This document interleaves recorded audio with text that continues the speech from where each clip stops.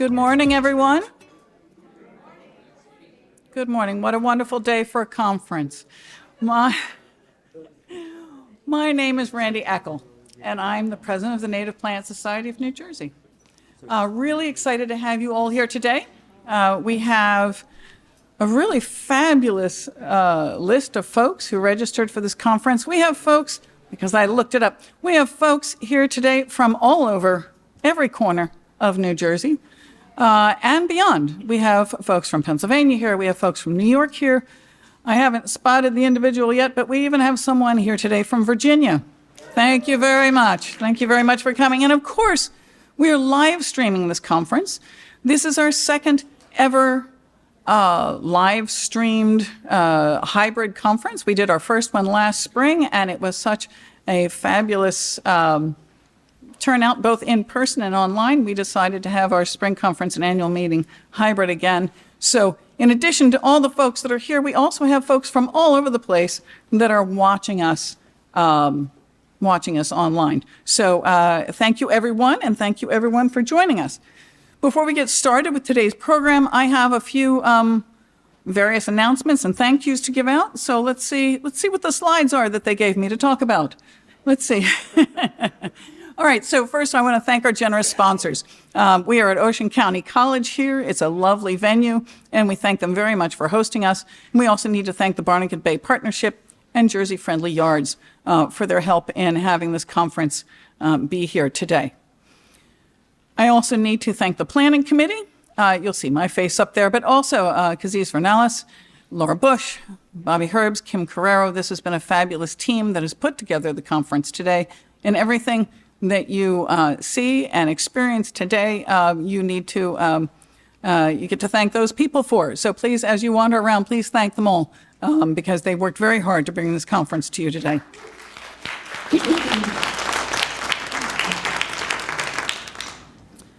Here is today's schedule. It is a little bit different than last year's schedule. We've built in a little bit more time for you folks to network and interact with one another. No worries for the folks that are Zooming us or visiting us by Zoom. We will have lovely slideshows for you when we're all networking here. But this is our schedule for the day, and we hope that you'll be able to stay with us all day and enjoy all of our fabulous speakers. We have Marielle Anzelone, who will be our first speaker of New York City's Urban Wildflowers.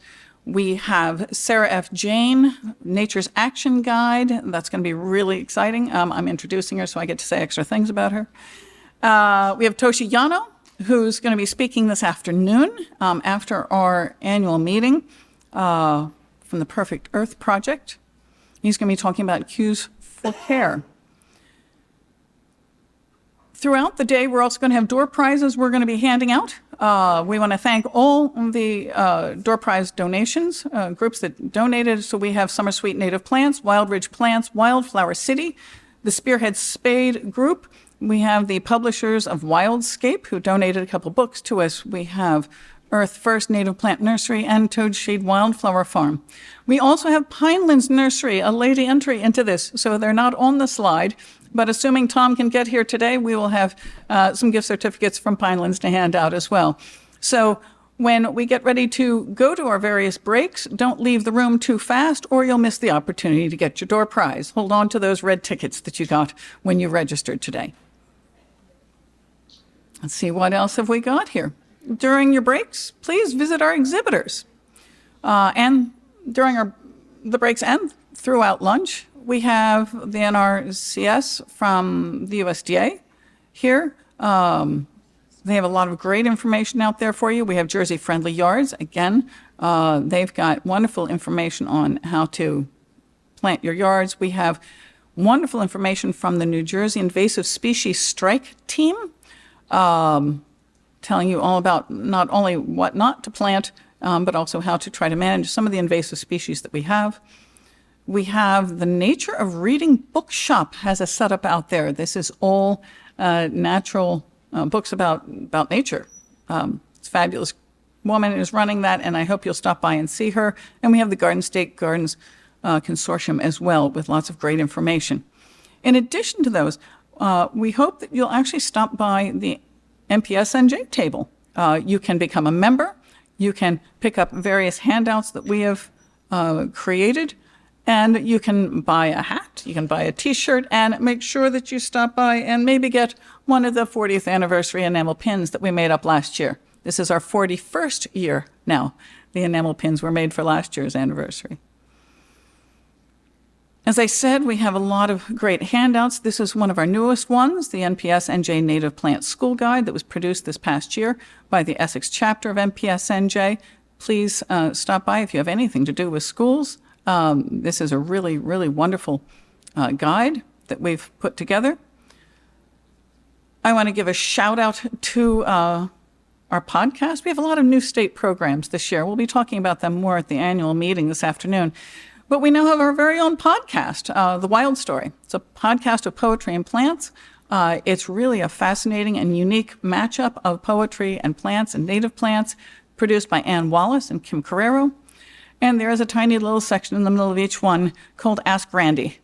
If you have any interest in sending in questions for Ask Randy about native plants, send them in, and I get to spend about 5 minutes trying to answer the questions. So a little bit of plug there, I suppose, for my own thing, but do send in questions. So I have great questions to answer.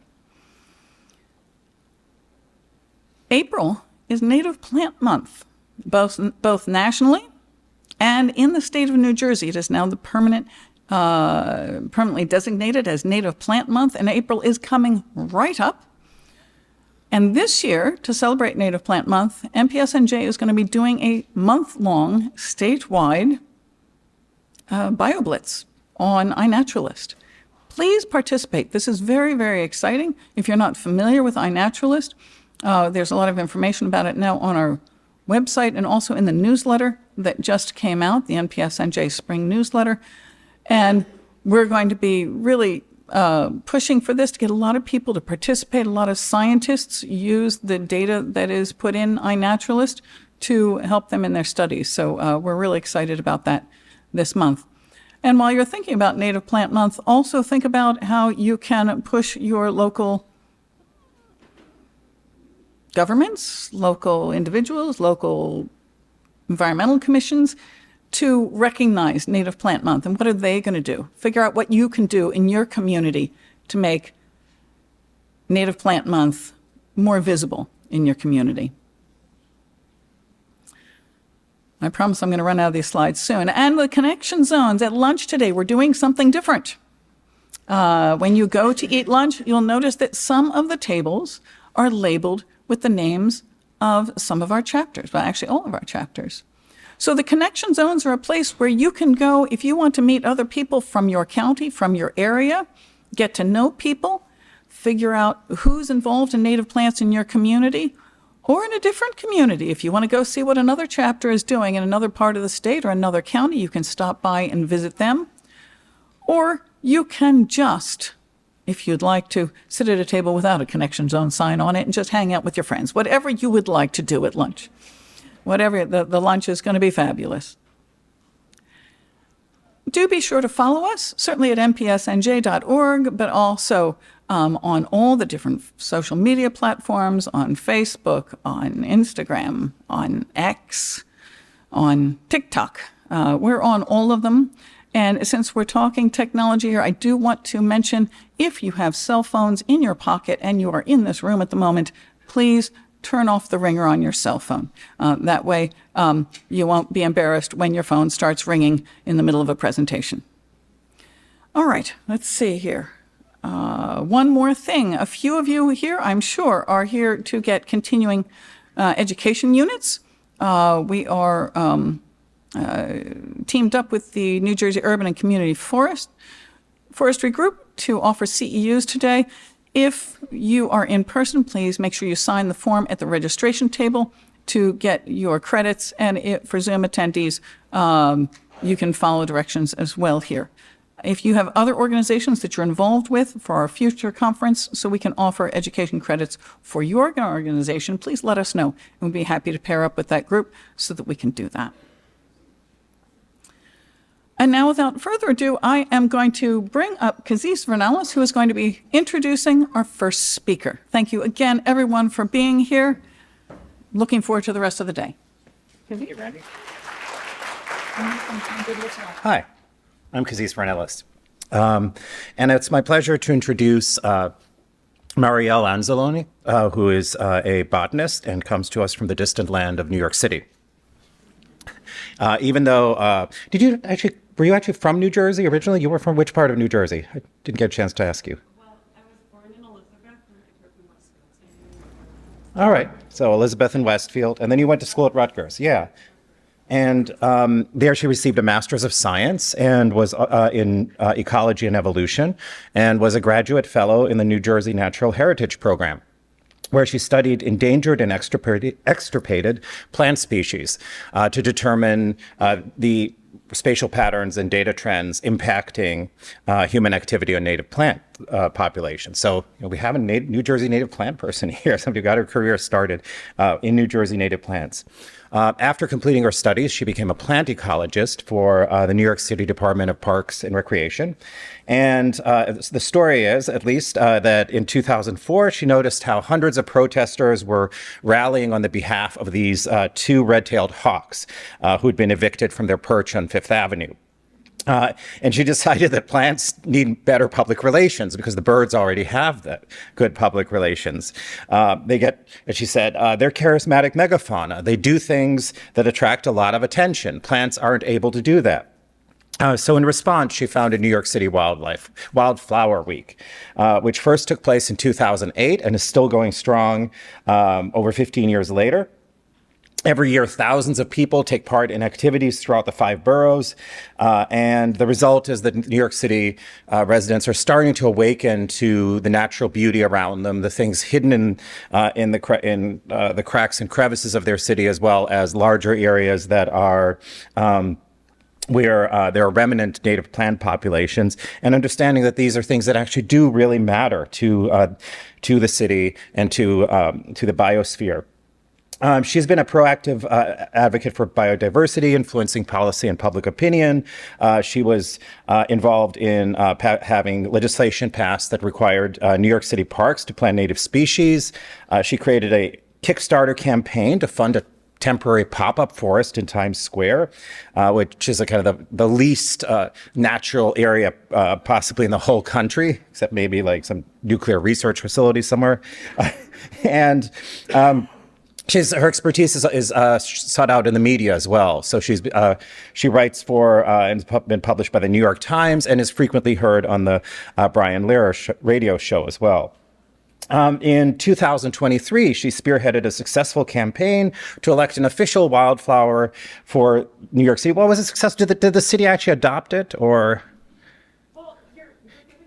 I'm not going to say anymore. Then I won't say what the wildflower is. So therefore, you're going to have to guess what it is. Anyway, Marielle's work reminds us that even if New Jersey is the densest and most urbanized state in the country, we just need to look around to see the fabulous nature around near us in our everyday lives, as well as when we make an effort and go out and visit a trail or hike somewhere.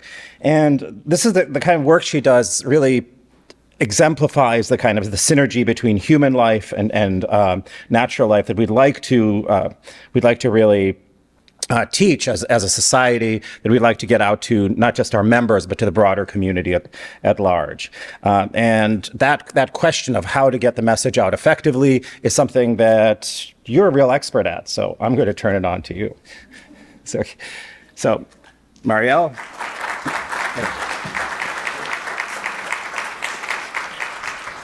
Hi, good morning. Thank you. Can you all hear me okay? Okay, great.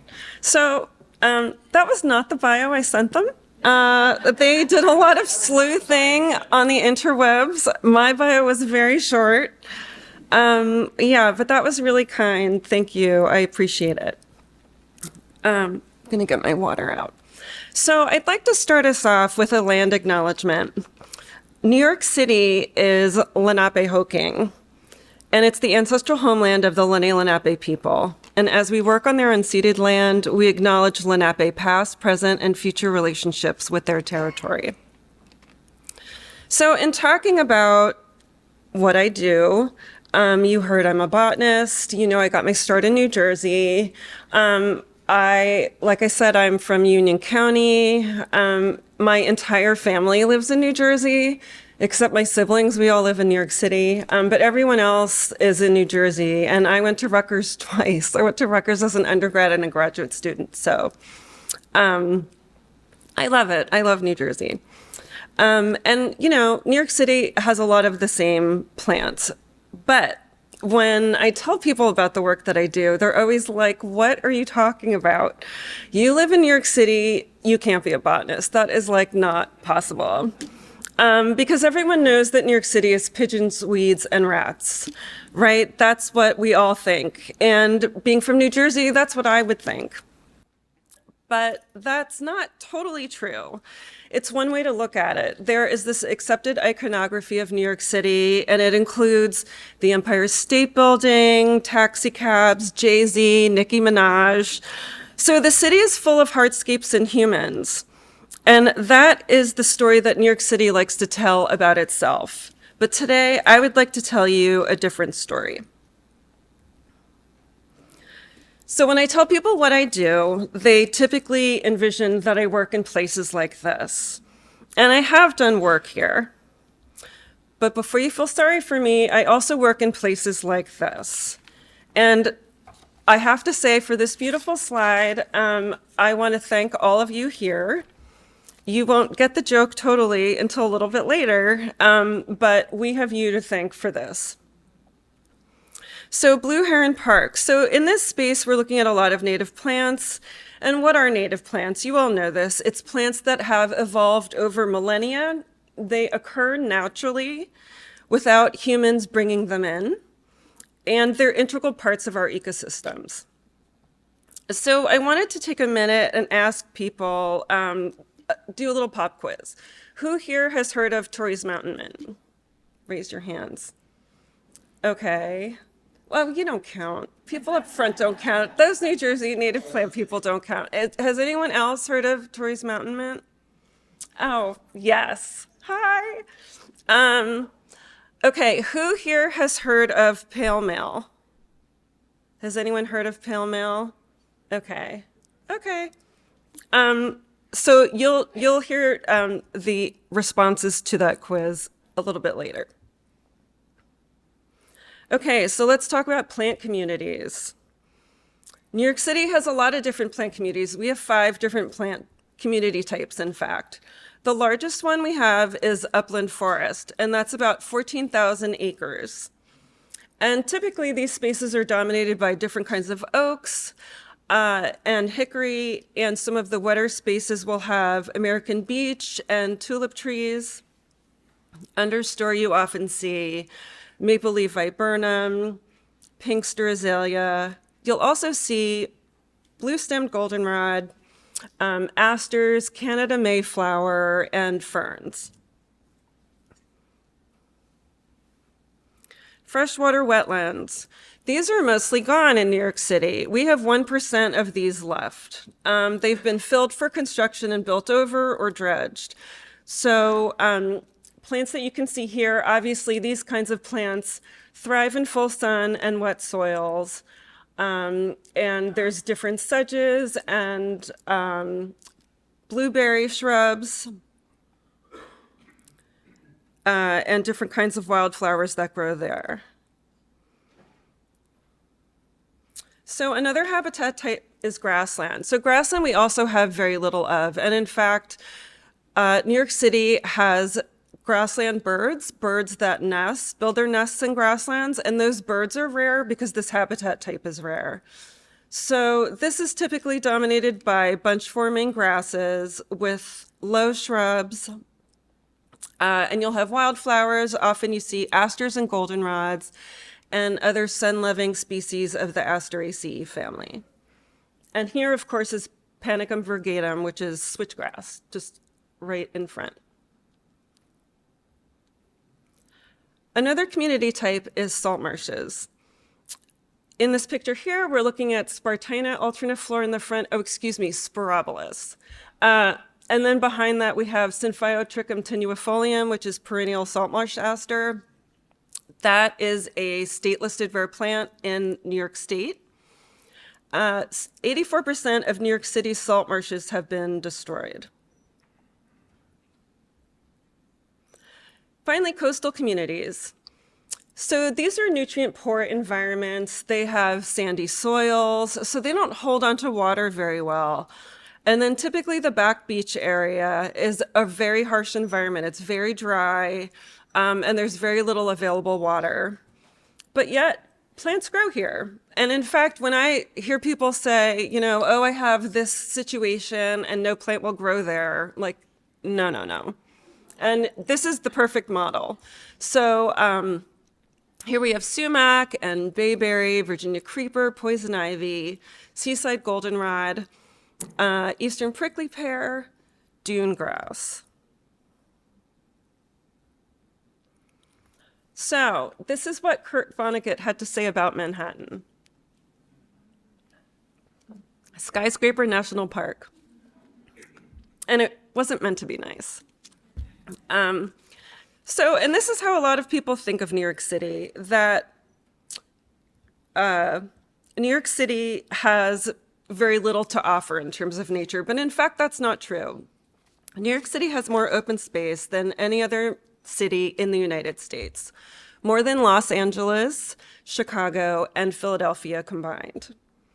But it also serves over 8 million people, more than any other urban park system in the country. But despite all of that, and knowing that Manhattan is probably the densest borough, even Manhattan has rare beetles and 150-year-old native trees. Manhattan even has, get ready, this globally rare plant, Amelanchier nantucketensis. So this was recently discovered and identified by a good friend of mine, Zihao Wang. Someone had thought it was spicata, and he knew to go check it out. So this is kind of astounding, and I think this is a really important lesson in thinking about the idea of what urban spaces are and how we can really easily just kind of cast them aside. And New York City overall is home to more than 40% of New York State's rare and endangered plant species. And again, this is another point where I'm going to thank New Jersey for that, and I'll tell you why in a little bit. So from all the spaces that we've lost, obviously we have a number of extirpated species in the city. We have really good flora. Because it was a city, there were centers of learning. So New York City was very heavily botanized, and we have a lot of really good historical records. And over the last 120 years, about 75% of New York City's open space has been destroyed. Species that we've lost permanently include pennywort and yellow-fringed orchid. So what's going on with the flora overall? Lydia Paradiso at New York Botanic Garden is working on updating the flora of the city right now, so I have her credited down at the bottom. So in our most recent flora, New York City had 1,357 species that were ever recorded. And today, only 767 of those remain. So it's about a 40% decrease in the number of indigenous species in the city. Interestingly, the number of exotics have not risen, so the number of plants in New York City overall has dropped, and the number of introduced species has remained pretty constant in the low 400s. So what plants are doing well? What plants are doing less well? Trees and shrubs, pretty resilient, and that's likely because of their tough outer bark. That protects them from a lot of the things that are going on in the city. But of course, over time, as available habitat shrinks, these woody plants will have no new places to recolonize. Plants that disappeared more quickly were the herbaceous plants that are found on the forest floor. And this is important because these herbaceous species are the center of diversity in our systems. So in a typical forest, you might find maybe 20 different species of trees, but you could find upwards of 200 different species of ferns, forbs, and sedges. So what is underneath, when we go for a walk in the woods, I lead a lot of plant walks. Everybody's always looking up, and I'm always looking down because to me, that's way more interesting.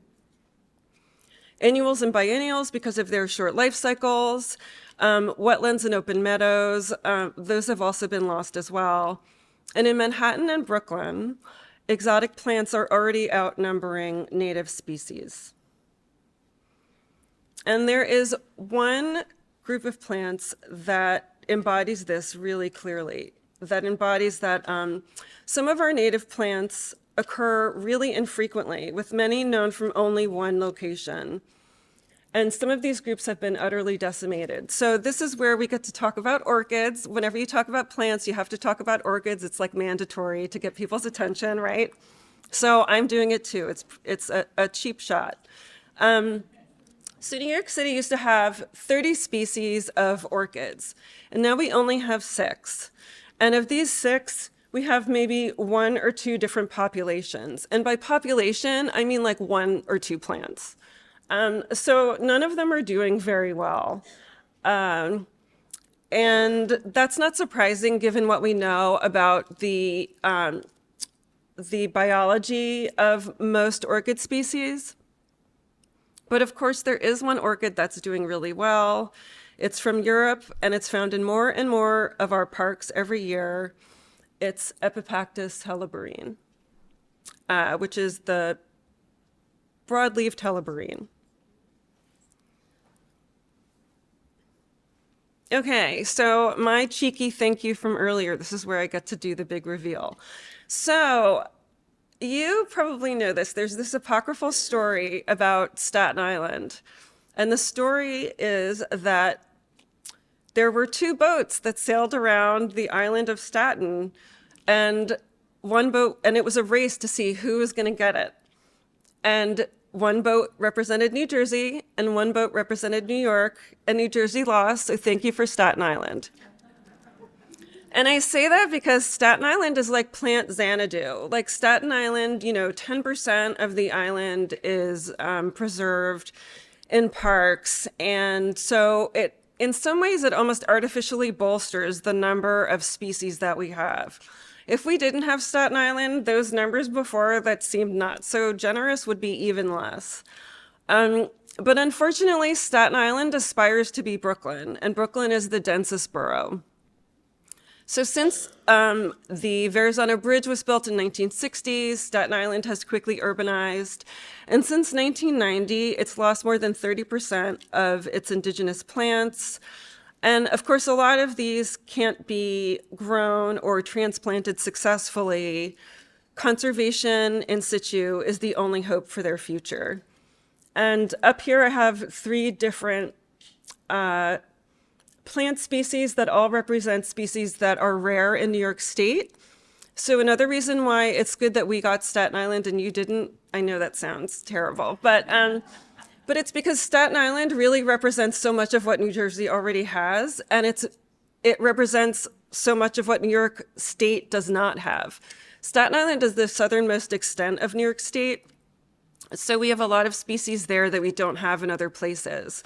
So Staten Island is really important as a home for the state's rare plants. So we have American strawberry bush, that's Elaeocorus obtusa, I think it's blunt spike rush. And then the last one is viburnum,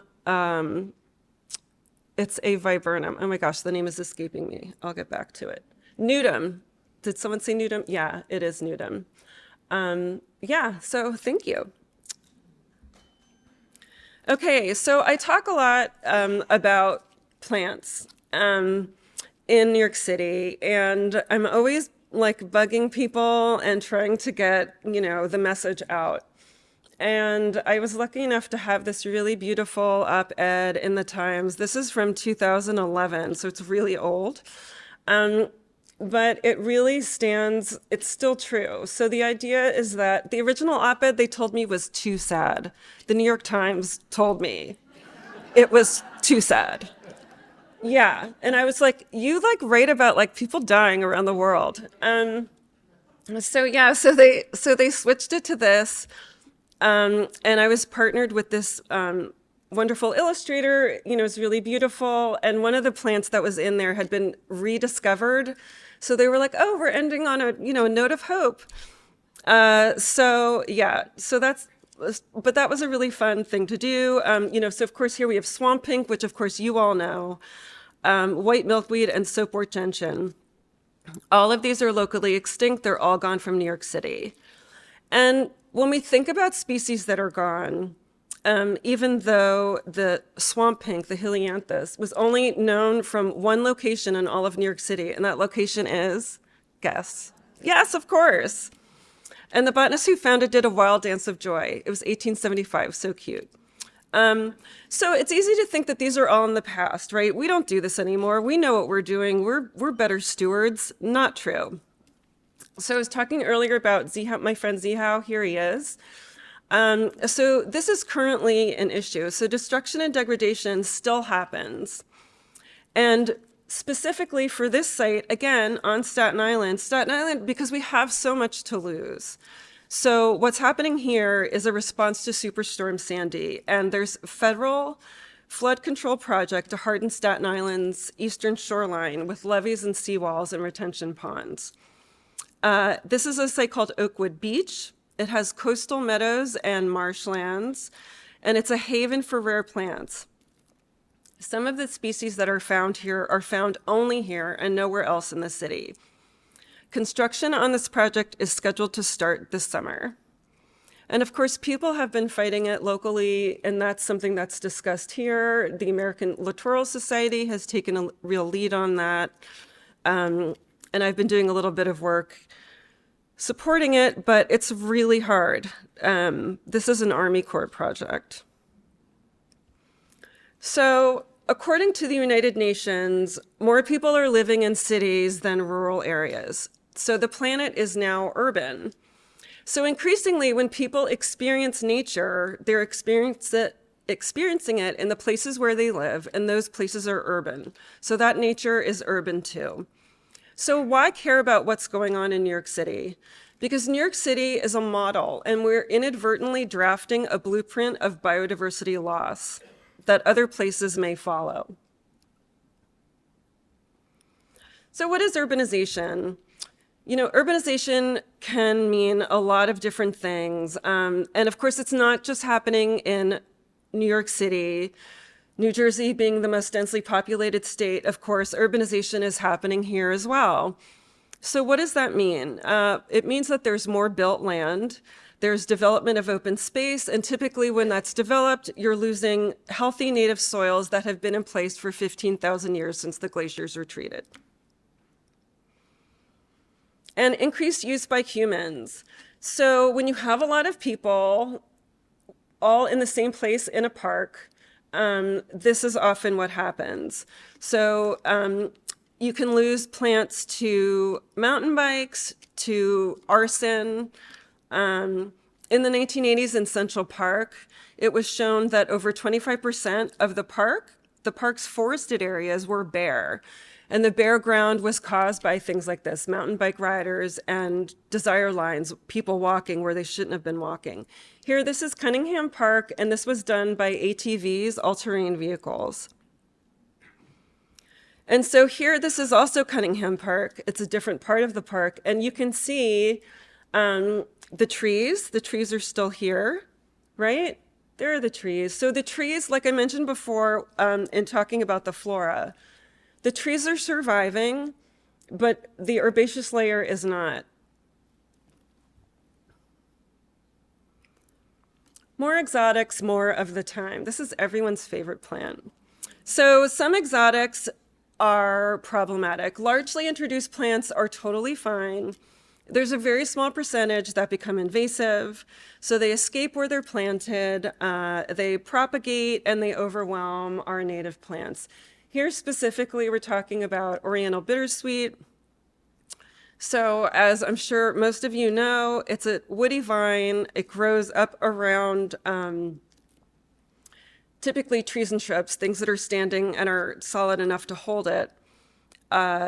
And as it winds around, it kind of strangles the plant that it's on. It cuts into the outer bark, which allows fungal infections to get into the tree. The berries are loved by birds, so the birds distribute them all around the landscape. And another thing that it does is it reproduces with our native bittersweet, Celastris scandens.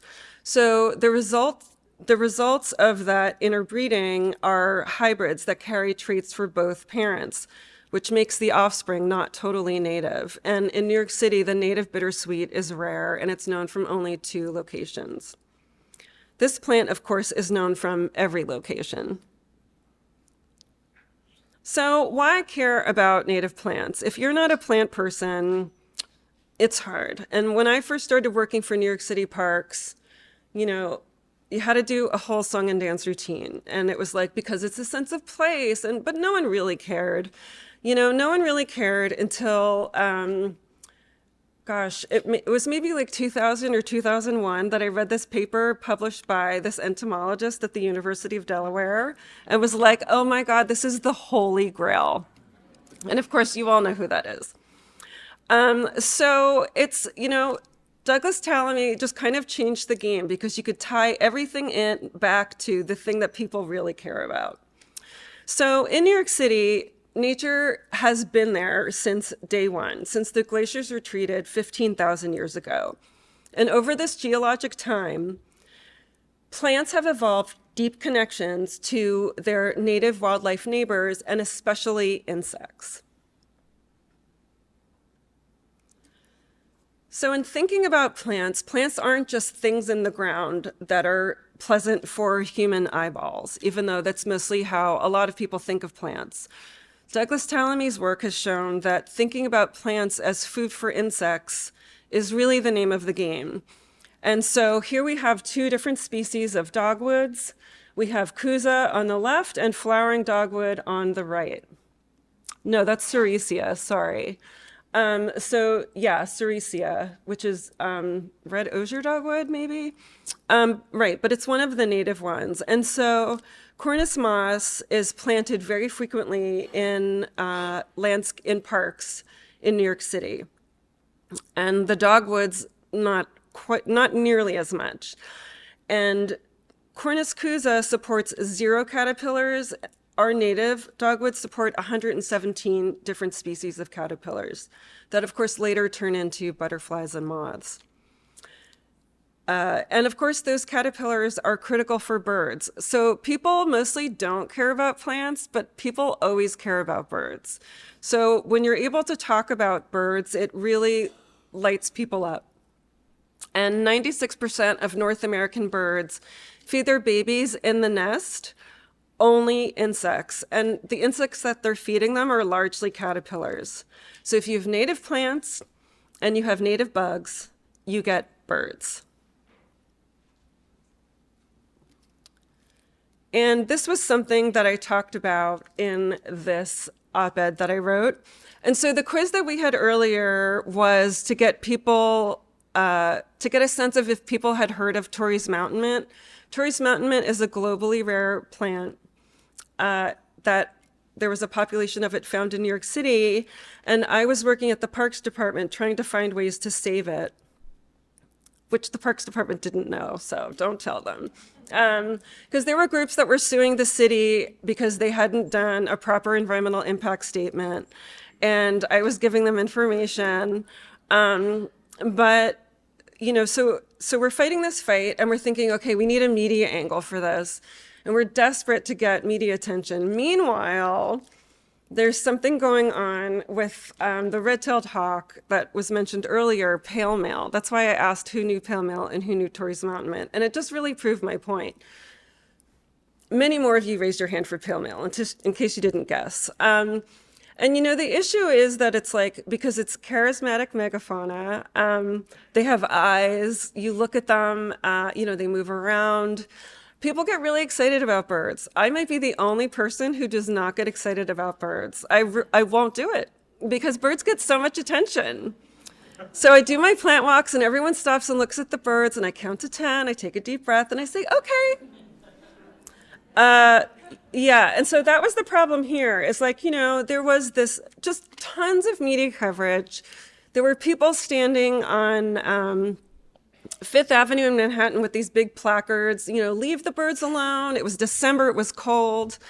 So many people caring about birds and so few people caring about Torrey's mountain mint. And the thing that we were trying to work to save didn't happen.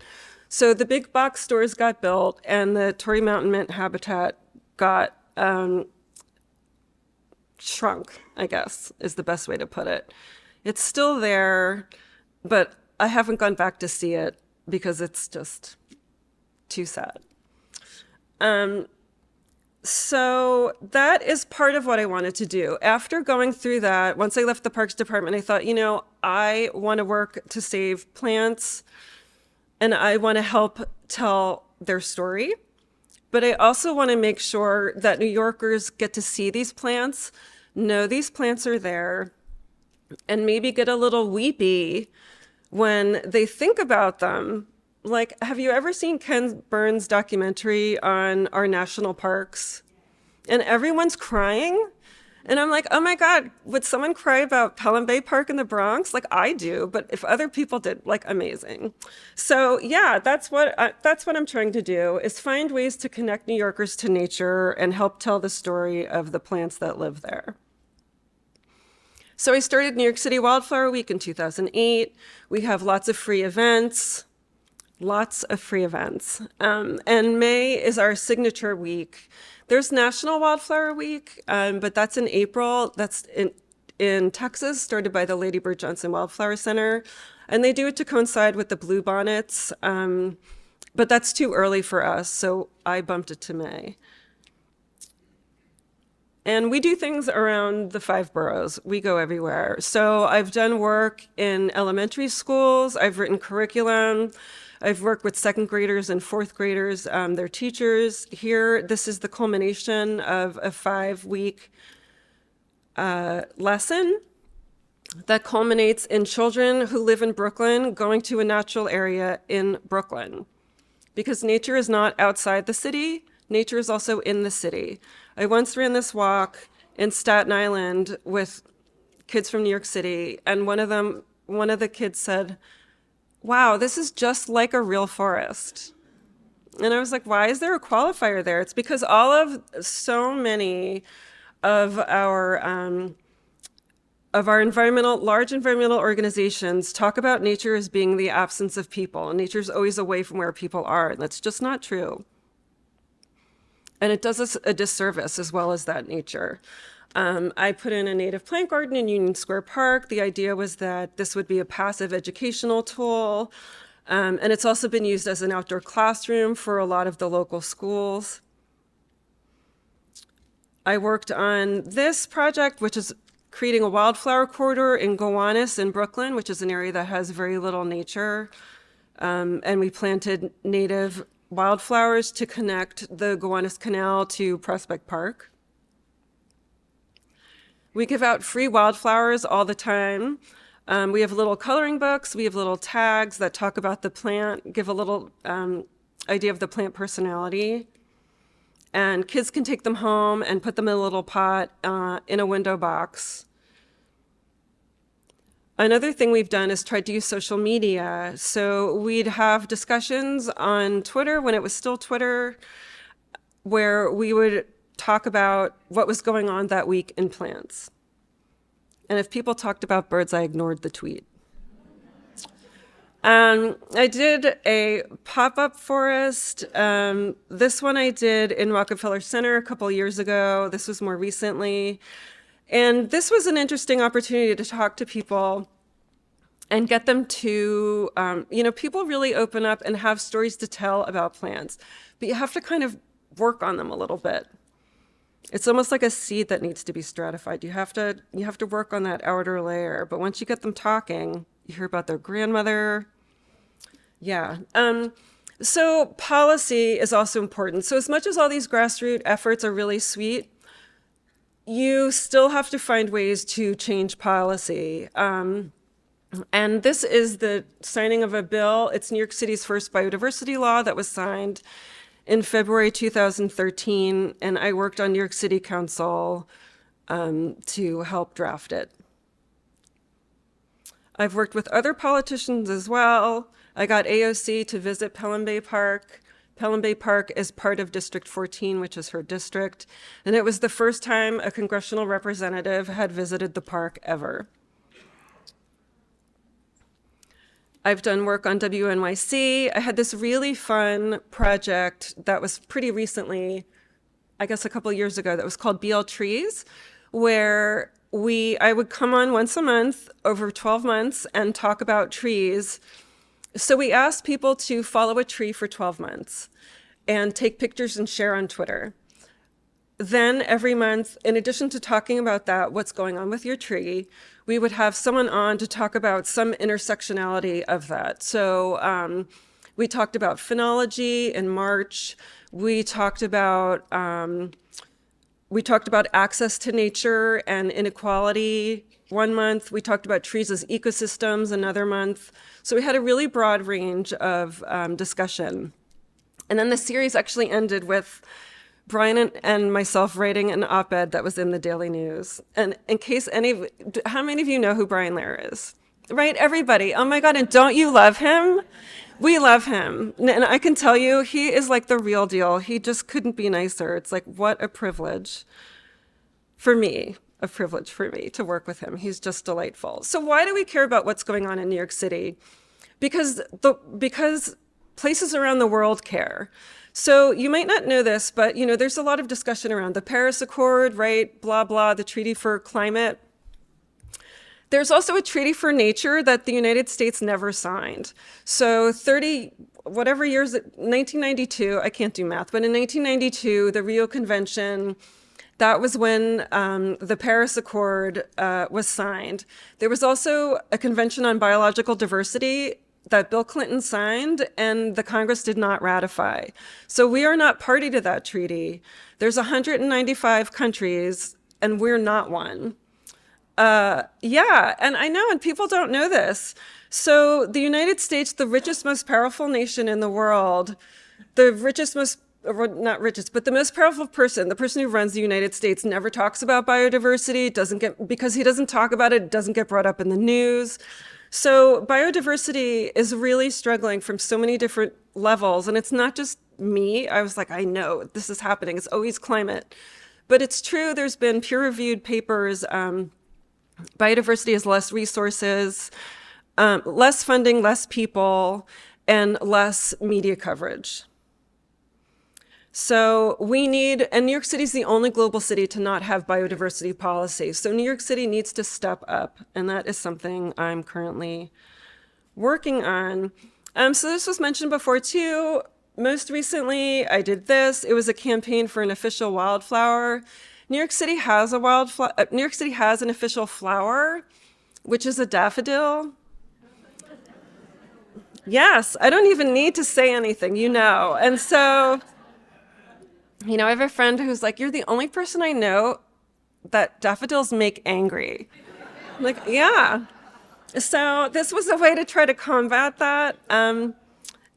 It was citywide. We asked New Yorkers to vote for their favorite. We had one representing each borough. We worked with a borough partner. The species that won was from the High Line, Asclepias tuberosa.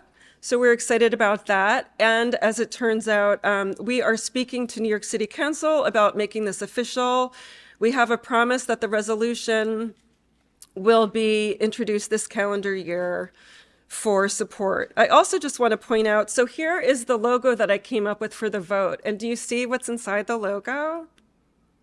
It's a profile. It's a violet. It is a violet. So there you go. See the New Jersey? You can take the girl out of New Jersey. So we can continue to define New York City as we always have, and thinking about it as Kurt Vonnegut's Skyscraper National Park, or we can think about New York City more expansively. It can be a place where chestnut oaks grow, where metallic bees buzz, and where there are places for all of us to take it all in. So I have a vision for New York City. Here's what I'd like to see. I would like to see all of New York City's salt marshes looking like this. I would like to see all of New York City's city blocks looking like this. And I would like for all New Yorkers to feel like this. So to define cities more expansively, we have to be invested in this future. And we can get there together. I hope you'll join our efforts and help support this work. And I would like to thank Con Edison for their longstanding and generous support of this work. And I would like to thank the Native Plant Society of New Jersey for inviting me today and all of you for your kind attention. Thank you.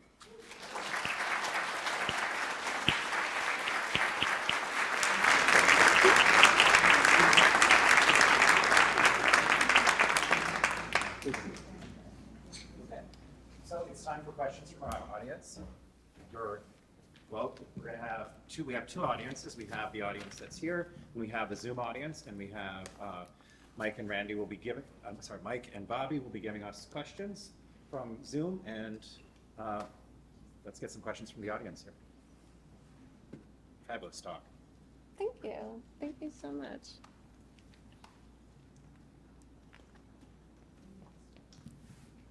Thank you for an excellent presentation. Thank you.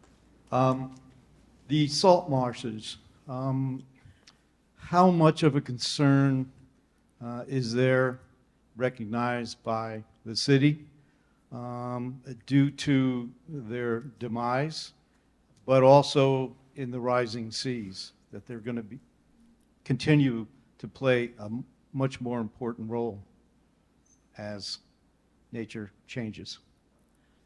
Yeah, so obviously that's an important question. And that's definitely a concern, and it's something that the city is looking at. I know it's important for the City Parks Department and the Natural Areas Conservancy. They're doing work in that arena. And that's not quite where I am. I'm not doing research in that way.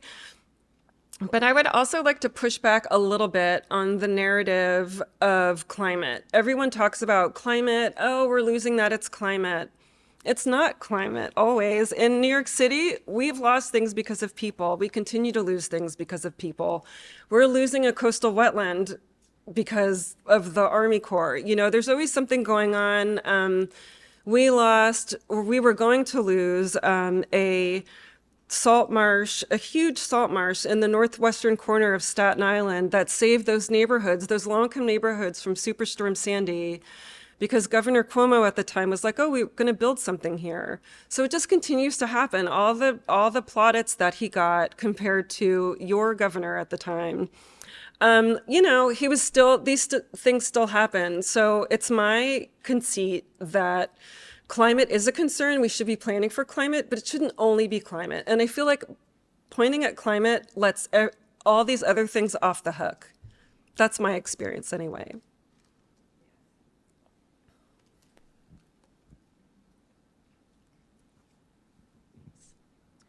What role is Fresh Kills playing in supporting biodiversity? Yeah, that's a great question. So Fresh Kills is a newly created park from the former garbage dump that was there. And it's, you know, there's this idea that one of the goals for the Convention on Biological Diversity and these groups that are working on this globally is to be nature positive by 2050. And I don't totally know what that means. I think it means bringing nature into places where it hasn't been before necessarily. And so, you know, that's a good thing. And so that's what Fresh Kills is, right? It's this, you know, they capped it, they've planted native plants, and it's an opportunity for people to recreate. And in my eyes, those places are really important for people. That's a people place. What's it doing for biodiversity? I don't know, not much. You know, like they're planting native plants, and it's good for, I mean, if you're thinking about plants, if you're thinking about pollinators and birds and stuff, I'm sure it's great. But like I mentioned before, I don't think about birds, so. But yeah, those kinds of places are important for people, and I love it for that. I think it's really great. We also have a new park in Brooklyn. It's Shirley Chisholm State Park, which is amazing. So these places are really critical, and we need to be weaving nature into people's everyday lives. Nature shouldn't just be a destination, and it shouldn't just be something that people who have money are allowed to get to. It should be available to everyone. And so that's why that creation of that park is really important. But in terms of plant biodiversity, it's not really doing much. Yes. Oh, sorry. Okay. I need to repeat the questions. This is not really a question, it's just a comment. I guess I see Amazon as an invasive species. And it really is particularly using up our land here in New Jersey. And once that land is dug up, I'm going to cry. It's gone. Yes. Yes, well, it's okay. So someone was mentioning Amazon and that they're an invasive species. And, but it's not, and again, it's easy to point fingers. The Torrey Mountain Mint story that I talked about was the city's Economic Development Corporation. So it's this area that had 12 different species of state-listed rare plants, one globally rare plant. The box stores went in anyway. So it's too easy to blame Amazon. It's like, these things have to be worked at from a local political level. That's why you can't just do grassroots. There has to be a political component to it as well. But yeah, I agree with you.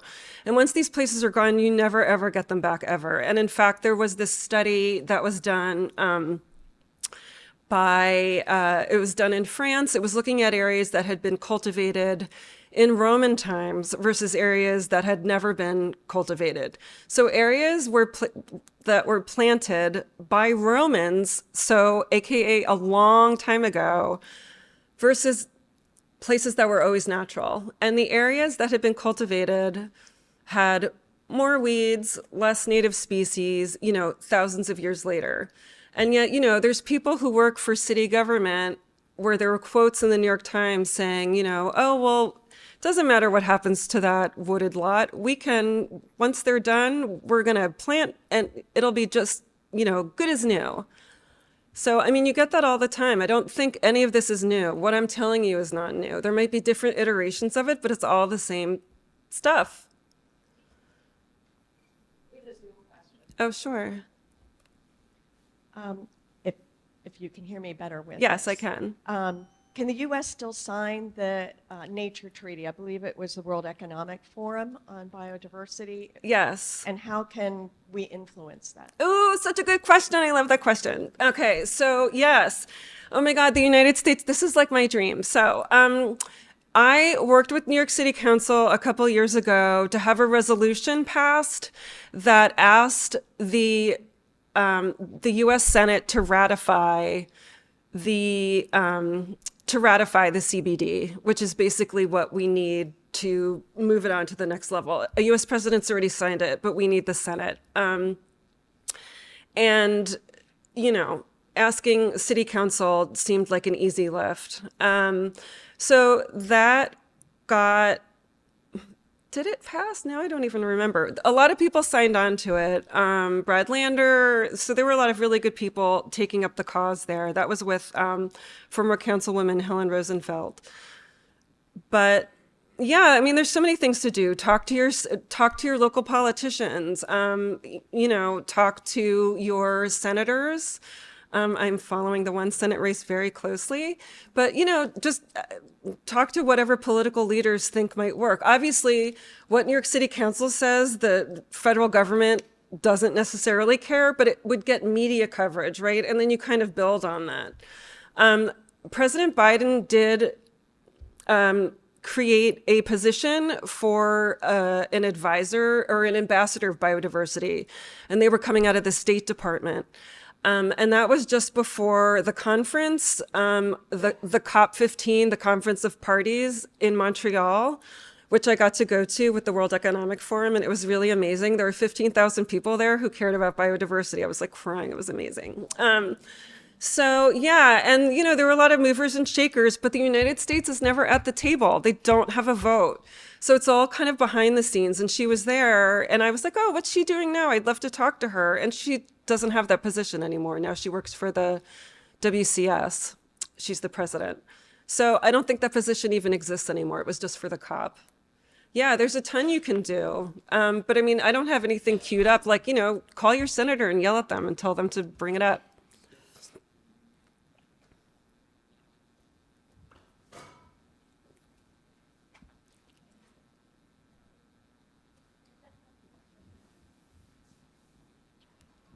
Hi, this is both an invitation and a question. Thank you so much, Marielle. And everybody in this room, I think, represents the preservers, and we are up against the destroyers and need to acknowledge that. And the destroyers include the developers, the Army Corps, and I've been battling this here in Monmouth County, where we're losing land, encroaching on our national park space, state parks, and counties. So the destroyers are going after all of that, the watersheds, aided by the Army Corps, which knows how to do natural shorelines and declines to do that, ignores it, not even part of their decision-making process. And so my question and invitation is, first of all, to you, Marielle, of anything that you're doing or know of that's going on to unite us against the destroyers, and including to challenge the Army Corps in all of these projects and to preserve biodiversity through that, as well as for everybody in this room to join together and before we lose what we're about to lose in New Jersey and New York, where politicians are putting forward new and affordable housing giveaways to developers without environmental criteria, and all of those projects will be aided by an infrastructure of destruction, of which the Army Corps is one example, but we have plenty of other parts of that infrastructure. So your experiences, thoughts, knowledge about efforts to oppose this in New York State, New Jersey, everywhere else that it's happening now all across the country, but of your thoughts about that. Thank you for your kind words. That's like a tall order. I don't know that I can address all of that. But just to say, there are a lot of groups in New York City that are working to conserve open space. There's a group that's fighting to save Governor's Island. They wanted to build a casino out there, I think, and now they're building like a school complex. So these things can come up in different ways. There's a huge discussion, I know, across the country about housing. It's particularly keen in New York City, and it's something that is frequently on, public radio. But, I work with a lot of environmental justice organizations, and a number of them are concerned about these housing bills because they don't talk about preservation of open space. And in areas where there's high asthma rates, we need to be talking about trees, and we're just not. So it's kind of like every nook and cranny needs to be housing. And I just think that that's a false equivalency. The ways to address it, I think, is just like constant media coverage, like do something ridiculous, get someone to dress in a costume. That's, partly what the pop-up forest was about. It was like, if I have to act like an idiot to get someone to talk about trees, I'll do it.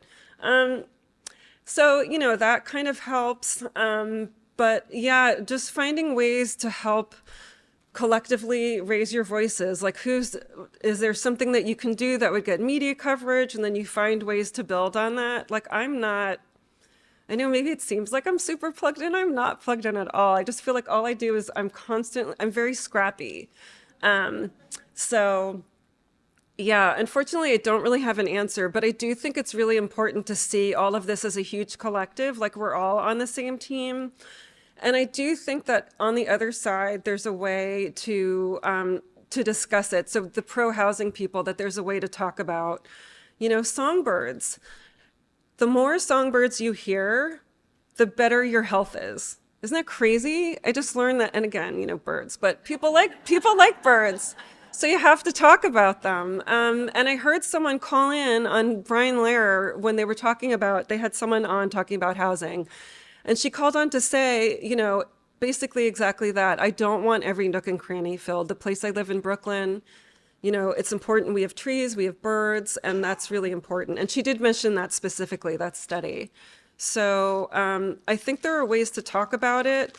I had someone on in the Brian Lehrer Tree series who talked about Dr. Ming Kuo, who's out of the University of Illinois.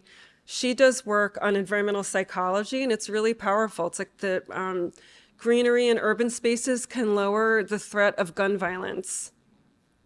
I don't even know how that works, but apparently it's true because, she told me kind of saying, I don't really care about, I mean, she does care about nature, but it's like, I come from it, like I love all of this. I'm a conservationist, and that's not her background. Her background is in psychology.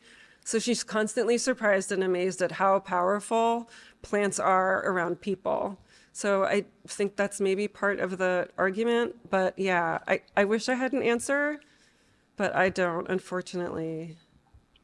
But one more thing actually relatedly is that I'm actually working on building out biodiversity policy in New York City. Like I said, we're the only city that doesn't have it. We just launched a biodiversity task force, and for the next 15 months we'll be working on that. But I don't remember what biodiversity laws are in New Jersey, but maybe like your township needs them or your county needs them. Maybe there's ways you can start at a more local level. I'm not sure.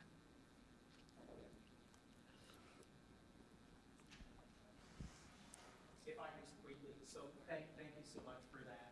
And actually, in terms of biodiversity laws, you may not be aware, but on February 15th, the DC U.S. District Court decided that the EPA cannot avoid its responsibilities under the Endangered Species Act to preserve wetlands and wetland habitats. And so they were fast-tracking Section 404 wetlands assumption by Florida, and the court struck that down, saying that the EPA cannot do that. So that was one of the strongest rulings that have happened to protect biodiversity. And so if we can organize and galvanize to take advantage of opportunities like that, that there are times that existing laws for biodiversity are being supported and upheld. Yeah, but also the laws are political and made by people. So, wetland laws in New York say anything that's less than 12 acres isn't a wetland. And that's like all of our, freshwater wetlands in New York City. And I know a lot about vernal ponds, thanks to somebody who's here today. And, those vernal ponds are really critical habitat. But apparently they're not really wetlands, so there's a struggle at every level to preserve. And also the Endangered Species Act at the federal level really focuses on animals. It's hard to get plants.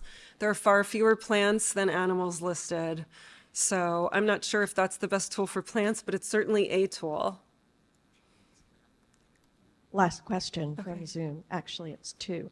So some folks that don't live in New York but would come down for a day trip want to know about events. How do you find about events at Oakland Park, Jamaica Bay, and all of that? Is this a chance to promote your website? Yeah, fun. So on my website, www.micwildflowerweek.org. Also, if people are coming and they want to see natural areas, you can email me. And if you're interested in going to a particular spot, I'll go with you. I like going in natural areas in the city. It's not always safe for me to go by myself, except for Staten Island. So yeah, it's always good for me to have company. I'm happy to go out with other people. But yeah, all of those places have different websites. So Jamaica Bay has a website. Where else? Protectors of Pine Oak Woods is another one in Staten Island. They have a website and they offer walks. So there are places that offer walks too. And last question. A few people want to know where you got your T-shirt. I'm sorry, what? Your T-shirt. Oh, my T-shirt? It's on TV. I Tree NY. I have one somewhere that's Wildflower NY. I couldn't find it, so I wore this one. These are T-shirts that I'm going to have on my website at some point to sell. I know, but it's cute, right? Thinking about New York City differently. Thank you.